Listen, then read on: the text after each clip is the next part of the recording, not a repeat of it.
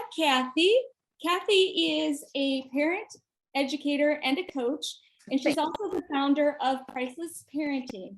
And we've spoken a little bit earlier, but we had some more questions for her. Hi, Kathy. Hi, Dori.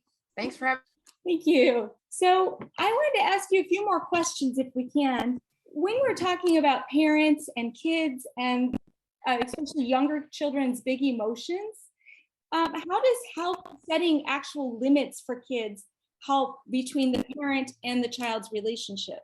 Well, you are their first teacher in how to set healthy limits. And you're teaching them when you set limits, you're teaching them about your relationship and how you want to be treated.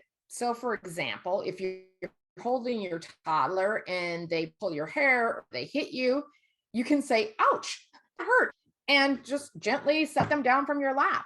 And you're really saying that when you hit me or pinch me or pull my hair, I'm going to put you down because that hurts. Those limits really provide a sense of safety for your kids.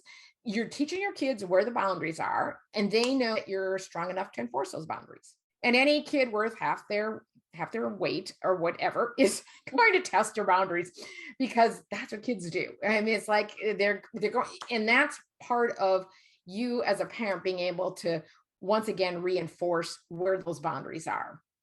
And it's challenging for parents to set boundaries because it can be exhausting when the kids keep testing your boundaries. And sometimes parents will just throw up their hands and say, okay, fine, stay up as late as you want or eat whatever you want. I don't care anymore. And in the short run, that just kind of throwing up your hands and going, okay, whatever, it kind of solves a problem because your kid gets to stay up or they get to keep watching videos or whatever it is they want to do. But the future consequences are usually not so good when you don't set these boundaries. Yeah, I think that's the hard thing, is looking into the future and thinking about what's this going to look like when they're in 6th grade, or what's this going to look like when they're in high school and have a car. Yes, absolutely. Yeah. Yes, and it does have long-term consequences depending on what limit we're talking about. Now, one thing that I think is an interesting limit to consider, especially with COVID and having to be online so much, the technology issue, like how much of a limit do you think that we need to put on it? And do you think it's really affecting kids' emotions that much? Yes, I do think it affects kids' emotions a lot, depending on the age and what they're doing with technology. For the older kids, being on social media tends to have huge effects on their emotions, depending on what they're doing and who they're seeing. It just has lots and lots of ramifications as far as how they feel about themselves. And you can talk to your kids about how are you feeling after you've been on Instagram or whatever technology they've been using. And it does have a major impact for little kids. They really are learning social skills, and their brains are being wired. Our brains are always being wired by whatever it is we're doing.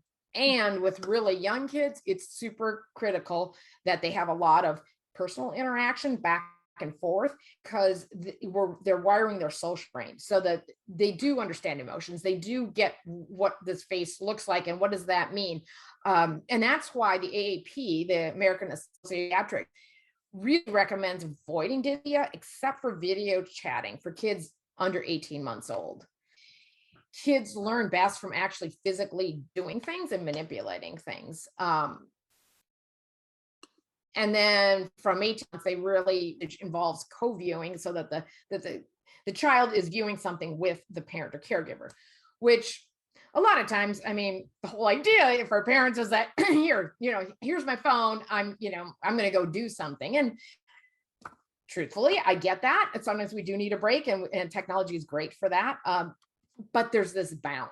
So I've been preschool teachers, and some of them are reporting kids coming into their classrooms where the child, in one case, was the kid wasn't able to really stand and walk around like you would expect. This kid must have been like, say 18 months old. And so the child really had been in a car carrier and had one of those iPad things so that they were entertained, but the child wasn't getting out and walking. And really, it's a use it or lose it kind of thing. Your kids actually, they need to be moving their bodies in order to build all those muscles and to build the ability to do all these things. So it just doesn't happen without practicing. And so what you spend a lot of time on is what you're practicing. So I did, based on the feedback from preschool teachers, they wanted a handout to give parents. And so I've created one like how too much screen time hurts babies.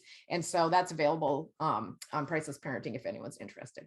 That's an awesome resource. And it's probably something that most parents they're not concerned about because I think technology to us is more computers, but you're probably also talking about television shows and videos too, right? Right. Yep. So whatever kids are going to be entertained by on an iPad, or they have, all of those types of shows are super engaging. And so it's very easy to accidentally let your kid have a lot of screen time. And kids, sometimes even little kids, become almost addicted to those screens. So one dad wrote in an article about how his 4-year-old had gotten up at 4 a.m. and it's kid and says, "Daddy, I want the iPad." And his dad's like, "I can't believe it. It's 4 a.m. Go bed." It's not iPad time. And the kid was like 3. And so 3, 4. And so then dad gets up like at 6:37. And what he sees is his son, instead of going back to bed, went and grabbed the iPad and has been playing this whole time. Mm-hmm. And that's when he realized, wow, this is a serious problem. And his child also wasn't being very empathetic with the younger sibling. And so it can kind of easily get out of control. And by the time once you realize it's a big problem, it's been happening for a while. The longer you kind of bring technology, the harder it is. Yeah, I could definitely see that as being an issue, especially for parents who maybe aren't aware of that and they're just looking for opportunities to entertain. So that's tough. I think too, sometimes parents will encourage their kids to go off and do something they like because the parent themselves is getting so emotional. But as a parent, sometimes it's hard to tell when you're getting overly emotional. Are there tricks or keys that you give your parents in order to kind of assess what their emotions are? I guess, yeah, knowing your own emotional state is very helpful too. Are there tricks? There is, I really like Daniel Siegel's Brain in the Palm of Your Hand, which is just a way of understanding our emotions and kind of how our brains work. And what he says is that this part of your hand, the wrist, represents my brain, my spinal column. The palm of my hand is my brain stem, where all the automatic functioning happens, like my heart rate, my immune system, my breathing, all that good stuff. Thumb, limbic system, all of our emotions. And the fingers represent the cerebral cortex, where all of like the sight, sound, all that sensory information is coming in, and the prefrontal cortex right behind my forehead is where all higher order thinking happens. So when my functioning correctly, my brain is, all these parts are talking to each other, which is awesome.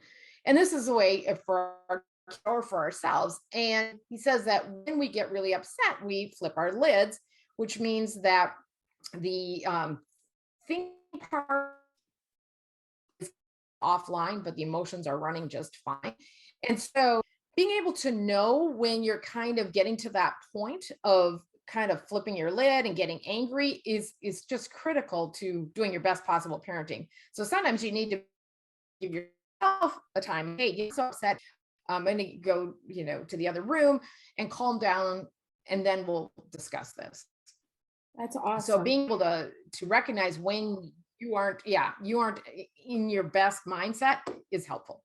When you as a parent realize that you're not in your best mindset, Do you have ideas or strategies for parents to calm down and kind of get back under control?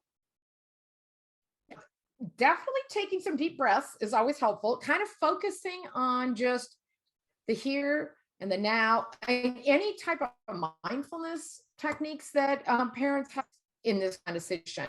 And it depends on the age of your kids. So, I mean, obviously with real little kids, you just can't leave them in the house while you go for a jog. But with teenagers, maybe you do go out in the garden, you go gardening, you go do whatever you find relaxing. So each person is going to have different things that really can be calming, but knowing what really calms you down, being able to focus on breathing, that is one thing that calms everyone down. If we can slow our breathing down to 6 breaths a minute, it's resetting your body. And when you're breathing slower, your brain is getting the message that, hey, I'm safe, things are okay. So if you can slow your breathing down, you are going to find that you can calm down more easily. That's awesome. I love that idea too, because I think that works in a lot of different levels of being aware of your breathing. Just even anxiety or stress, probably that breathing becomes really important. Any last thoughts that you have for parents dealing with kids who are super emotional, Kathy? Don't join them in their emotions. So if someone's having a fit, it's really easy, or they're getting really angry. We've got these things called mirror neurons. And so if my kid has flipped their lid or is yelling at me, it is super easy for me to want to yell right back. Remember, we're the adults. Do not join them in. We want to be able to remain calm when at all possible and download our calm to them. So it doesn't help the situation for both of us to be our lids flipped, angry. So as a parent, if we can remain calm, even though there's a difficult situation, there will be a lot of difficult situations as we go through our years of parenting, remain calm and come back to our own breathing and keeping ourselves calm, the better parenting we're going to be able to do. And cut yourself some slack, because it's tough. So when you realize that you didn't handle a situation the best way possible, you can always apologize to your kids. That they learn how to apologize by having us apologize to them. We're human. We make mistakes. And then just, figure out how you want to do it differently the next time. That's awesome. Very good. Well, Kathy, thank you so much for your time today, for your knowledge. And I know that you have some resources for our parents that we're going to include in the email that's coming. And I thank you for your time and your energy today. Great. Thank you, Dori. Take care. Thank you.